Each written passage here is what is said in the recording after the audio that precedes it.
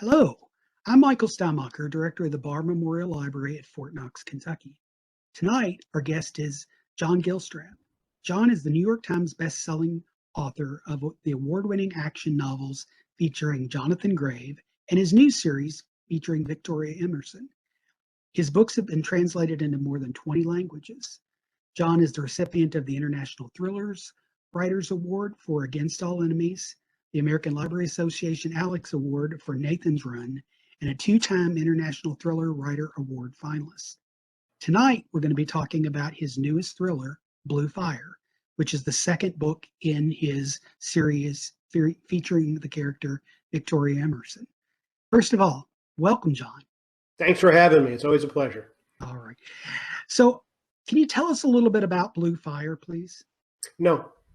Okay. That was a great interview, Tom. It's keep it short. Blue Fire is the second book in the Victoria Emerson series, which features. It's post-apocalyptic, but I'm not allowed. It was a marketing challenge because post-apocalyptic now means zombies and monsters and stuff, and it's not that. What has happened is Victoria Emerson was a congresswoman from West Virginia who, on the eve of, nobody really thought it was going to be a war. They thought they were just taking precautions. And they took members of Congress, members of the House and the Senate, and sent them off, spirited them off to the United States government relocation facility at a place called Hilltop Manor Resort in West Virginia, a fictional place that is very much based on a true life place that existed at the Greenbrier Hotel in White Sulphur Springs, West Virginia for many years until the Washington Post decided it didn't need to be a secret anymore. And at this facility, much like the real life one, you got 535 members of the House and Senate. Then each one of them is allowed to bring a single staffer, but no family. So when Victoria arrives with her security detail that she didn't know she had until they arrived at her door, she's told that she can't. She's a single mom. She's told she can't bring her boys with her, and she quits on the spot, and decides that I'm either going to live or die. I'm going to live or die with my family. I'm not going to protect myself and let them be incinerated. And as it turns out, they're not incinerated. They survive, but everything is gone. The electromagnetic pulse, hereinafter EMP, because I can't say it. The EMP has taken out all circuitry, all advanced circuitry, and certainly destroyed all computers. The electrical grid doesn't work anymore. That means vehicles don't work. It means, which is just as okay, because the gas in the tanks in the ground can't be brought up because there's no electricity to work the pumps. And very quickly, the survivors, I mean, hundreds of millions, perhaps billions of people have been killed in this war, but an equal number has survived. And this is really the story about how survivors rebuild society amidst large groups of people who turn feral very quickly as soon as the conveniences go away, and they suddenly can't feed themselves. They can't find water. Their daily medications are no longer available to them. And so it becomes a lawless society. But Victoria Emerson is one of those leaders. She's sort of an unwitting or unwilling leader. She's not elected. Well, she was elected, but she quit Congress. She doesn't want to lead people. She wants to protect her family. But she's one of those people that others follow. And she ends up wandering into a little town called Ortho, West Virginia, which is fictional.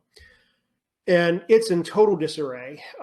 Gangs have come through and stolen stuff, and people turned against each other. And as the outsider, she's the one who is able to stop a lynching. That's the first thing she does when she arrives in the first book, and establishes herself as that calm person who will listen to people and find the middle ground. So that's the basis of the series. Is how do you, in the absence of law and order, any official law and order, there are no courts, there are no cops, there are no, just people trying to do their best. There's no currency. It's how you buy things. And Victoria's mission is to bring stability to this community. Now, in Blue Fire, it opens up where Ortho has has had a rocky start, but it's starting to find its stability. And elements of the Maryland National Guard, not an official unit, but they just sort of found each other, come in on a flotilla of boats. This is in the first chapter. And they declare what they say is martial law, and that they can take from the town in the name of the federal government, they can take what they need in order to support their troops. Well, the locals disagree in that first scene, and it devolves into some ugliness, and the locals prevail, in part because there are more of them. And that sets into play a series of events that we'll circle back at the end of the book. So that's really, Blue Fire is all about stabilizing the unstable, bringing in, what do you do with new people? As the book goes on, Ortho is sort of taken on this Edenic kind of perfect place, hardly perfect, but a hell of a lot better than a roving gang. So as people wander in, what do you do with them? If the good folks of Ortho have their stuff, and now they're being asked to share their stuff with people who haven't earned that stuff. So there has to be establish a means for stuff to be earned. And that also falls on Victoria, not by herself. I mean, she has a team of people that she works with. So that's kind of the painting, the canvas of the story. There are a lot of individual events with individual characters. Quite honestly, I'm really proud of it. This is so different than anything I've ever written before. And it's been a lot of fun, and it's taken me to places in my head. There's a lot of what if questions that have to be answered. It's kind of changed my worldview and in some ways when you really drill down. But ultimately, I want people who are watching this to know it sounds like a dark storyline, and certainly nuclear war is a dark place to start, but that's really not what the stories are about. And that's certainly not the feedback that I'm getting from people. It's a story of love and of trust, and there's violence, of course, because I write thrillers, and there's the nature of violence from the people who are trying to take things. But it's about rebuilding, and it's about trust. It's also about betrayal, and it's about a lot of things, actually. And what it is not is the old Cold War era on the beach, alas, Babylon, where everybody dies in the end. It's not that kind of a book. It's actually a book about rebuilding. It's not a book about death. It's interesting as you were just saying this, because my next question literally was that this is a change of pace for you. And I was curious what motivated that. Actually, a trip to the Greenbrier in White Sulphur Springs. My wife and I take trips. We were talking about this in the green room every September, and that was one of the trips. And the Greenbrier Resort in White Sulphur Springs, West Virginia, is gorgeous, just beyond belief gorgeous. And it's been around since, in one form or another, since the early 1800s. And beginning in the Eisenhower administration, which of course was the Cold War with 5 exclamation points, the government started a secret program to build a bunker into the Greenbrier Hotel. And it was hidden in plain sight for decades. Blast doors were covered with wallpaper that nobody noticed because the wallpaper was so hideous, people didn't like to look at it. But that was the government relocation center. And the truth of it was that you couldn't bring family. You could bring a member of your staff, one member of your staff, and not your family. And, I'm not in that line of work, and government has important stuff to do, but I wouldn't leave my family. And right away, within that weekend, this has never happened to me before, the storyline, actually it's a 3-book arc in my mind. The next one I'm writing it now is called White Smoke. It arrived fully formed. That's just never happened before. And it's a matter of writing it, just kind of documenting what's already in my head. It's just, again, it was special. And when that happens, I think that's God's way of saying, you need to write these books. So it's interesting that you talked about how it came to you fully formed. Can you tell me a little bit more about Victoria Emerson, where she came? Was she part of that initial fully formed idea, or did she develop as you started thinking about this whole concept? Well, I think yes and no. I mean, my characters per se evolve as I write them, which is part of the fun of what I do. But Victoria is, she's a widow. Her husband was killed in Iraq, and she's got three boys that are 18, 16, and 14. And she's a prepper, has always been. She Mhm. grew up in the mountains of West Virginia. And, prepper in the sense of, not tinfoil hats, but you teach your kids how to hunt. You teach kids how to make food out of what they've hunted and how they can things, and to have ample supplies and what are the essentials, and all of that. So Victoria and her family are uniquely suited. I mean, if anybody can be suited to Armageddon, they're as close as it comes. And I have had leaders in my life back when I call them big boy jobs as opposed to writing. I was a fire service for a number of years, 15 years. And there are some people I think we've all had them at one point or another. They may not have the authority, they may not be the ones that are the official leaders of a group, but they're the ones that everybody follows anyway, because they just exude that sense of you can trust me. I'm honest. I'll be brutally honest if necessary, but I'm never going to screw you over. I'm never going to go behind your back. And I wanted Victoria to be that kind of leader, and that's how it evolved. So you mentioned the town of Ortho a few times, and you mentioned that it was fictional. I'm curious, where did that come from? Is that a composite of places you've been, or tell me a little bit more about that town in It your is mind. it's several. I'm a West Virginian myself. I'm a relocated West Virginian, and there are hundreds and hundreds of towns throughout. It's a big state. They're river communities, or communities that build up along the river. Some are big, and I mean they're real cities, and others are just a few shops and a few houses. And I created it as a fictional town because I didn't want the burden of having to represent a real place, because the real place doesn't matter to me. What matters to me is what I construct. So in my head, it's a tiny burg. It's got some houses. There's a T intersection of Kanawha Road, which runs along the river, and Mountain Road, which comes down from the mountain. And it's a single intersection town that they got a bar, they got a church, they got a number of houses, and a wood shop, and like a bodega, a little grocery store. It's a nothing town, which also means they don't have their own police force. So historically, in the times before the war, before Hell Day, as I call it in the book, before Hell Day, they depended on county sheriffs or state troopers to provide law enforcement, which wasn't a big deal because it's a tiny little town, and it just, a lot of things I'm sure were taken care of the old-fashioned way. You don't get shot in the street, but you get punched in the face and move on, right? It's like so that's where ortho comes from. As far as the name is concerned, I have no idea. It was probably something I looked at. For all I know, there was a pest control thing on the table, and I took it.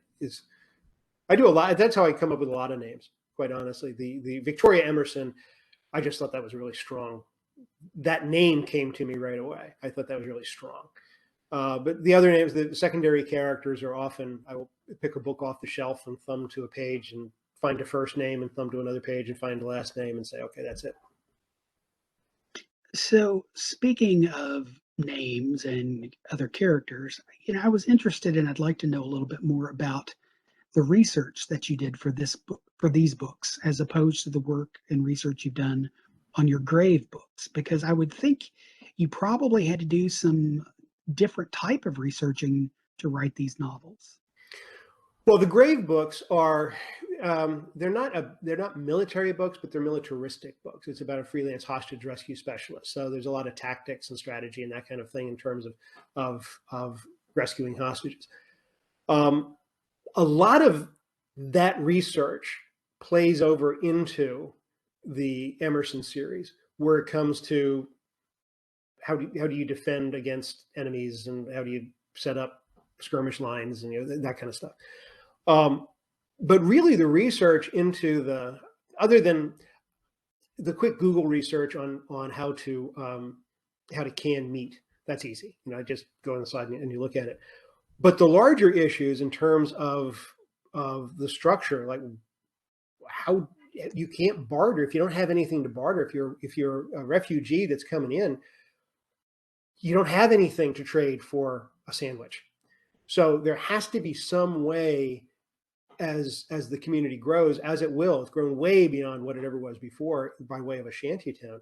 There has to be a way for people to sustain themselves. So I thought, all right, so somebody's got to build those shanties. So let's make a building committee. When you first show up, you're on a building committee, and we will pay you. The currency is ammunition, because it's West Virginia.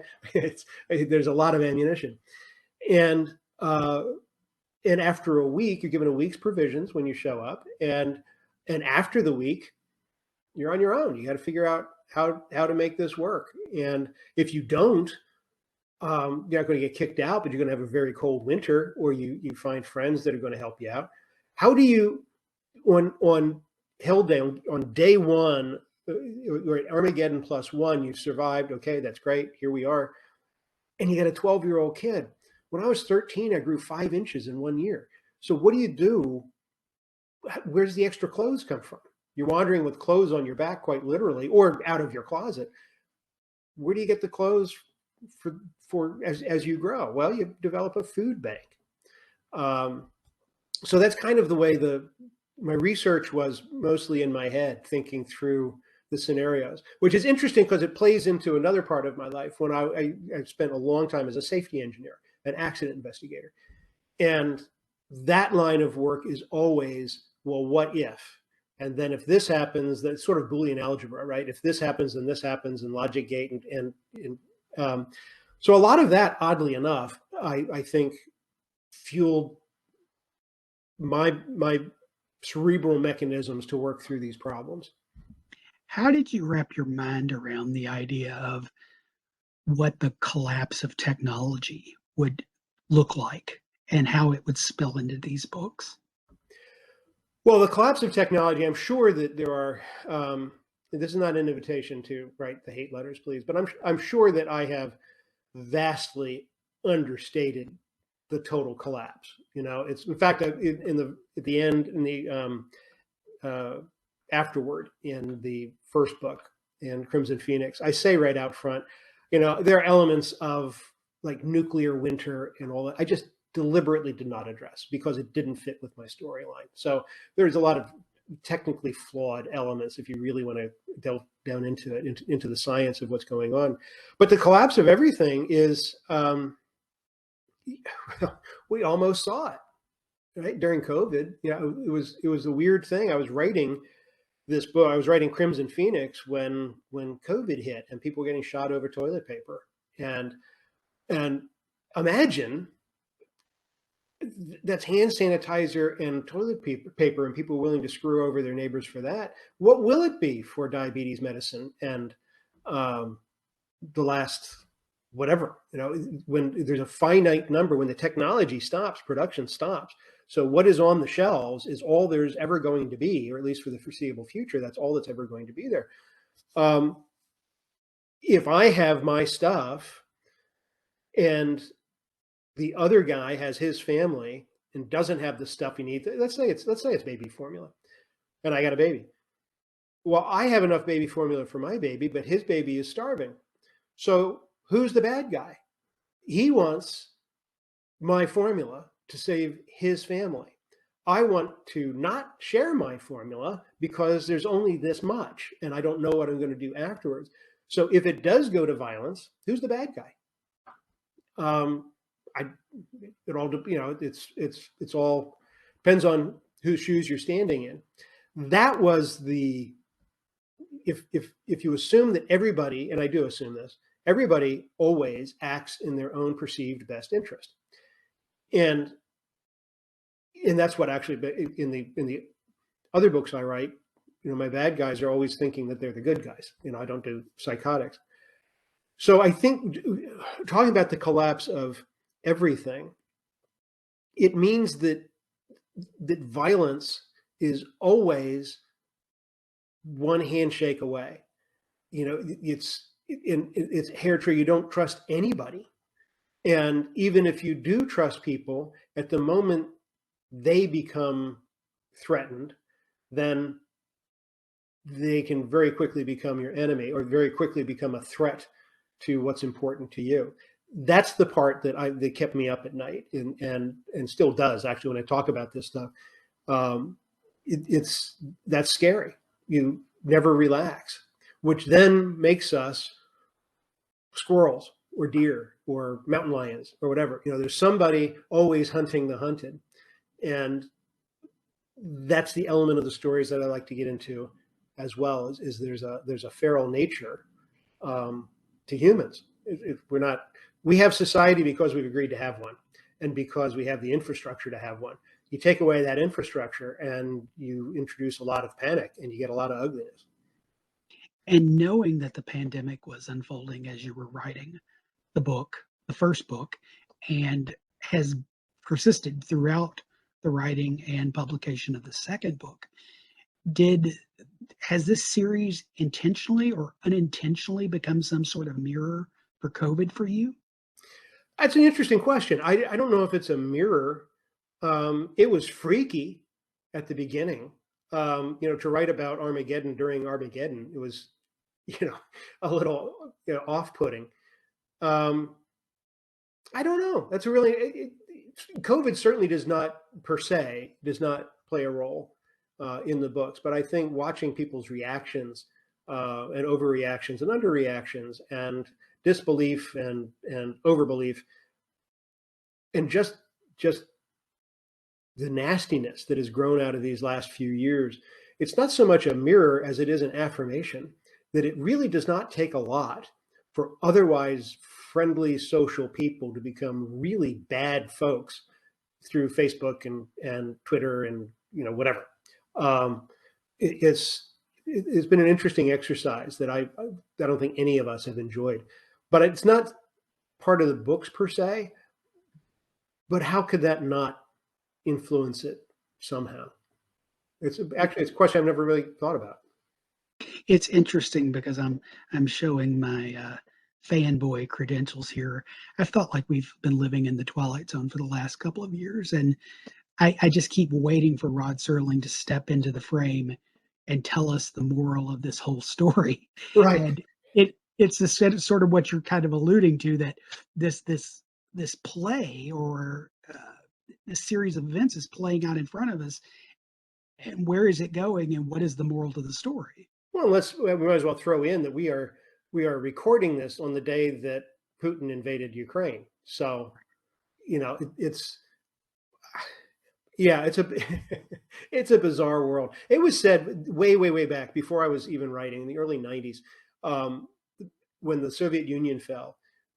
There was big talk among the writing community that I wanted to be a part of, but I read every word that they wrote, that the thriller was dead. With the Cold War over, the thriller is dead. There will never be anything as compelling as the Cold War to write. And it's like, wowzers. That's how wrong they have proven to be in the interceding years. So if you could go back and talk to that John Gilstrap, who was just starting to write back those years ago, what would you tell him about the industry that you wish you had known at the time? That it is not a cutthroat industry, but it's a very professional industry. It's a people industry. It very much, whether people come into your library and they ask for recommendations, and that's how you or your staff or whoever is at the desk makes a connection between a reader and a book. The same thing happens between agents and editors, and writers and editors in their manuscripts.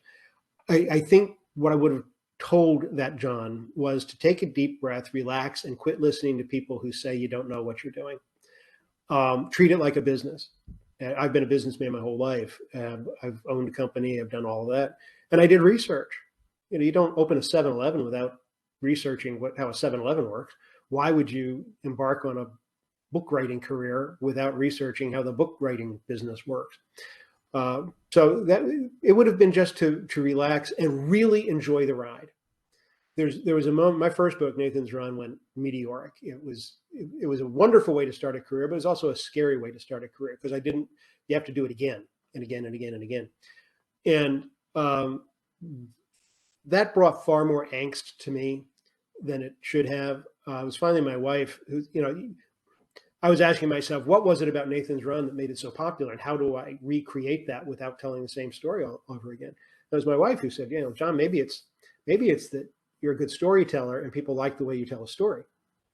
Which, okay, that was actually very relaxing to me, and but just enjoy success when it happens and ride the ones that aren't so successful, knowing that there's always the next one that comes after that.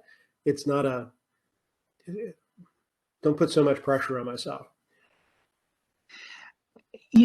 At the heart of your books, you have a protagonist, either whether it's Jonathan Grave or in this case, Victoria Emerson.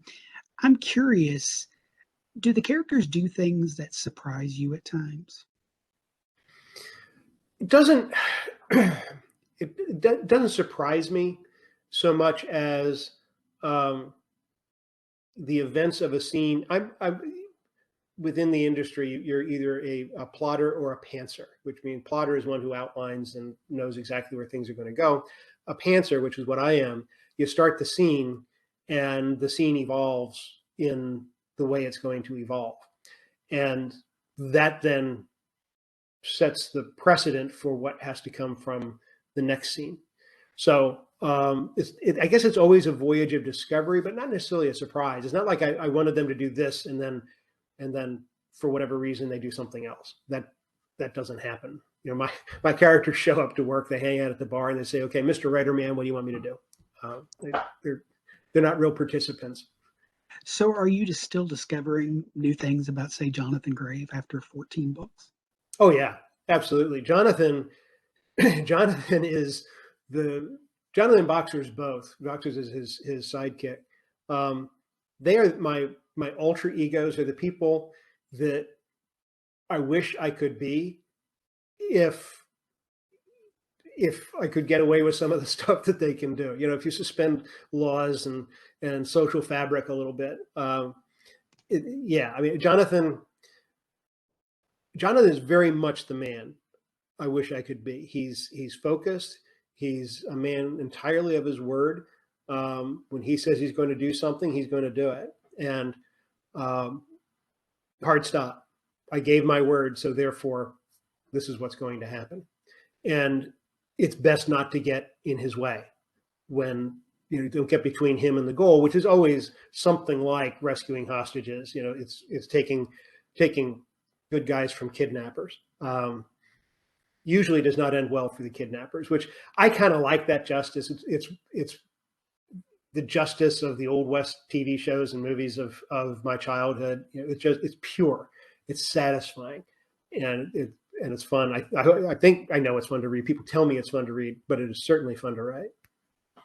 So in that vein, and I don't want to breathe too much corporeal nature into your characters, but I do want to ask you this question based on what you just said. Do you think you motivate the characters, or do the characters motivate you? Oh, the characters, in my view, there's I call it the woo-woo of writing. Writing to me it's a job. It's a very special job, and I think that I'm proud of my skills in doing it. But the characters are everything about the book is me. A book is an engineered product, and the fun times, the scary times, the laughter, the tears, all of that is from me. They don't exist without me. In fact, it's I hope that doesn't sound harsh or unappreciative, because I'm very appreciative of what's happened. But one of the great compliments, Nathan's Run came out in 1996. So that's what, a long time ago. And people will ask me, Nathan's a 12-year-old boy who kills a juvenile detention center guard and runs away and endures um, significant trials, and at the end, and ultimately, spoiler, I didn't kill the 12-year-old. But people will still ask me, so whatever happened with Nathan? You know, where did he go next? And it's such a complimentary question that people think of him that way, but it's he never was. You know, you've seen his entire lifespan in literature has lived in that one book, and he's made appearances in others. But the fact that characters become that alive, and that happens to me too when I read people's books, the characters become so alive that you care about what happens to them off the page. But I'm enough of an engineer in my background. I mean, the reality is they just go away. But of course, you don't say that, you know, because that would be, I don't mean to insult anybody. It's so the characters, I don't know, maybe they're all my alter egos. I don't know. I mean, although the sickest bad guys are every bit as much my imagination as the purest good guys. You know, they call this psychosis if you don't get paid for it. You you play with your imaginary friends. You know, it's interesting because basically when I hear you talking about it, you know, people take ownership in their favorite authors' characters. Mm-hmm. And they, you know, as you mentioned yourself, you know, when you're reading other authors' works, you know, you kind of you get into their mindset and kind of, you know, you I guess you invest yourself in them to a certain degree, and you Mm-hmm. want to believe they're bigger than the page. Um, so I think that's really interesting, especially when you have a character like Grave or Emerson, whose story plays out over multiple books. And you mentioned the Emerson book is, you said three books. Right. It'll be Crimson Phoenix, Blue Fire, which just came out, and then White Smoke comes out next So year. you have some sort of, I would guess, some sort of conclusion for the series. Well, it's conclusion of this storyline. Within the current series, we've got Victoria and her two boys, who are struggling to survive and bring organization to Ortho. You've got another son who Victoria doesn't know is alive or dead, who's got his own struggles. And then there's the story of life in the bunker from the politicians who many didn't make it that far. The war came up way faster than anybody thought it was going to. But for the couple hundred people who did make it into the bunker, they're trying to lead a nation, and they're not really figuring out how to do it, because they got all the best communications equipment in the world, but who's going to hear their transmissions? So they're finding it very frustrating in there, and there's a lot of infighting within the concrete bunker from which there is no escape because those doors may not open for 60 days. So, so those three elements specifically have resolution over a 3-book arc. But I think the world, the post-apocalyptic, no zombies world, I think there's all kinds of potential for future books if it's popular. You know, it's, and I'm not begging for praise here or anything, but you know, books are a business, and this is so wildly different than the Grave books. Nobody knows, you know, are the fans of the Grave series going to follow to the Victoria books, and the Victoria books fans flock back to the Grave books? Or am I developing two different customer bases? One, which is, I mean, Grave customer base is thankfully very large. And I don't know yet because the book business moves slowly. I don't know what the audience for Victoria is. If there's a hunger for the stories, then I definitely have stories to tell. I've gone back and forth in my mind whether to ask this question or not, but I'm going to ask it anyway. So, have you given any thoughts to a Grave Emerson crossover? I don't think they can exist in the same world. There is one tiny bit of DNA from one Grave story that exists in Crimson Phoenix. So I can officially link the series, which is important to me. Nobody's going to notice this. But there's a reporter in the first chapter, maybe the second chapter of Crimson Phoenix, who's a very grizzled senior reporter who was a very junior reporter in High Treason, one of the Grave books. So, but other than that, I don't know how to bring them together. I don't think. Short answer is no. I haven't considered that, and I think it's a. I don't know. I can't articulate why, but it feels like a mistake to do that. I was just curious. I was just curious because, especially when if, as you mentioned, if the Victoria Emerson books take off, it's always, and you mentioned how whether the Victoria Emerson readers would go to the Grave and the Grave would go to the Emerson. It was just an interesting kind of thing that I was thinking about when I was looking at Blue Fire in the context of your other work. And is there a way to cross pollinate? And it sounds like you've cross pollinated your two universes. I just want each of them to share DNA. I mean, that's the way I think of it. Nathan, my early standalone novels, well, except for two, all are linked by a character or something to the Grave novel. So it's and that's me being OCD and in liking that kind of symmetry. But the Grave books they're not high tech, but they're certainly you got night vision and IR lasers and explosives and all that stuff, which is great fun to write and to read. And Victoria has none of that. So I don't know. You never poll a reader to find out why do you like the Grave series. Is it the characterization that you like, or is it the cool toys? If it's the cool toys, then there really won't be a lot of interest in the Victoria series. So tell us just a little bit about what a day in the life looks like when you're writing. Oh, where are we in the process? If I'm in a month before deadline, I get up at 8. I write until the coffee kicks in. I will go 12 hours of day after day after day.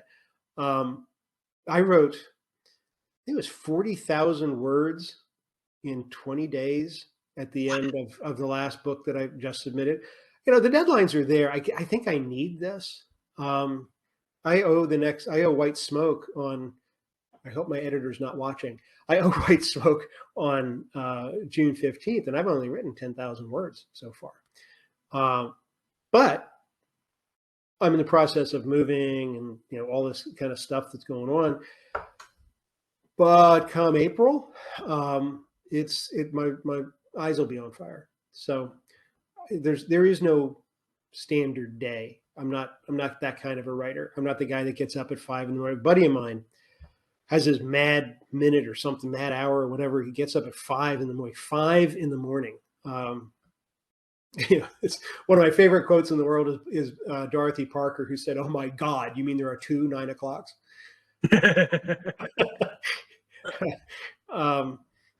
But he gets up and he writes whatever's in his head. He's just the mad minute. Doesn't matter. It doesn't have to make sense. And that gets the juices flowing so that he can write in his journal. And then when his journal is done, he moves on to writing his 2,000 words every day that he's got to get done. And all. I'd shoot myself. That's like having a real job. It's I get up, I have coffee, I might watch television, I do my email, some Facebook, and then I will get around to the actual writing probably around 1 in the afternoon and go till dinner time on a normal day, not the crazy, oh my God, I'm on deadline day.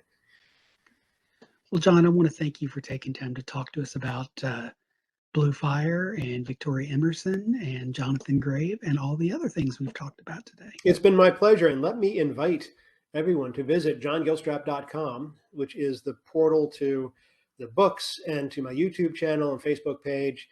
I have a Twitter feed, but quite honestly, I don't think I understand how to use it very well, but I do a lot of Facebook stuff. And if you go to the Facebook page, which is John Gilstrap author, you will see the cutest puppy in the history of puppies. We just got her. Her name is Kimber, and she's just adorable. Okay.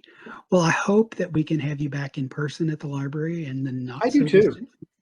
Yeah, it was great when you were able to be there a few years ago, and it's great to talk to you this way, but we much would rather have you visit us live and in person. Yeah, So it's close, but not the same, isn't it? exactly. So until then, we thank you again. All right, take care. Thanks.